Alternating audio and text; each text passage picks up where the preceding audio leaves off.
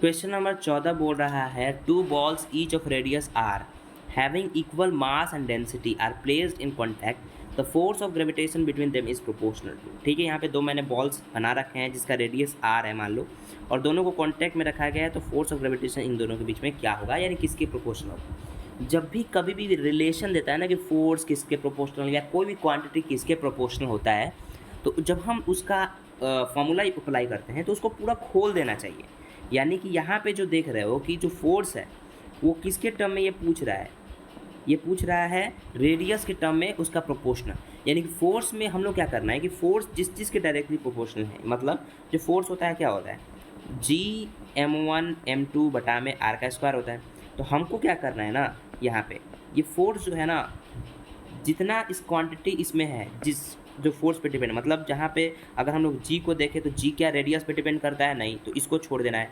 मास radius पे depend करता है, दोनों रेडियस पे डिपेंड करता है, मतलब मास का किसी ना किसी क्वांटिटी में रेडियस आता है, तो हमको कहीं ना कहीं मास को क्या करना पड़ेगा, खोलना पड़ेगा, तभी जाके इसका आंसर सॉल्व हो पाएगा। तो चलो भाई खोलते हैं, मतलब देखो मैं समझाता हूँ, तुम समझ जाओ।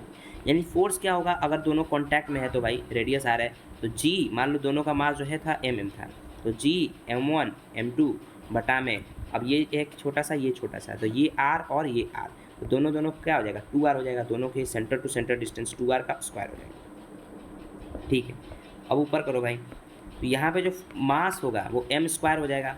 ठीक है, और हम लोग जानते हैं कि डेंसिटी जो होता है वो होता है मास पर यूनिट वॉल्यूम।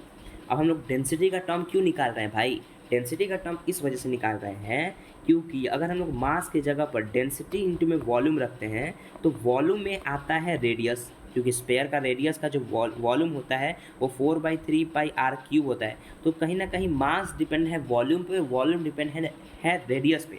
और आंसर में हमको लाने क्या बोला है, रेडियस पे निर्भरता लाने की बोला है, किसके एवज में, फोर्स के एवज में।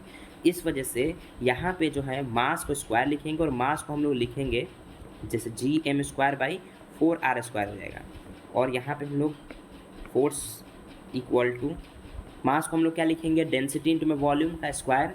ठीक है, तो डेंसिटी इंटू में वॉल्यूम का स्क्वायर, और वॉल्यूम होता है मतलब डेंसिटी इंटू में वॉल्यूम होता है 4/3πr³ और इसका स्क्वायर मार दो। ठीक है, और 4r²। ठीक है, ये बोल सकते हैं। तो यहाँ पे ऊपर में देख सकते हो, बाकी सब हटाओ, हमको रेडियस पर निर्भरता रखना है, तो ये हो जाएगा r, यहाँ पे ये देख रहे हो 3 दूना के 6 और r का स्क्वायर नीचे में, यहाँ से ये कट जाएगा तो ये बच गया 4। तो यहाँ पे जो फोर्स का निर्भरता आ रहा है वो डायरेक्टली किसके प्रोपोर्शनल आ रहा है, रेडियस के चौथाई हिस्से के प्रोपोर्शनल आ रहा है।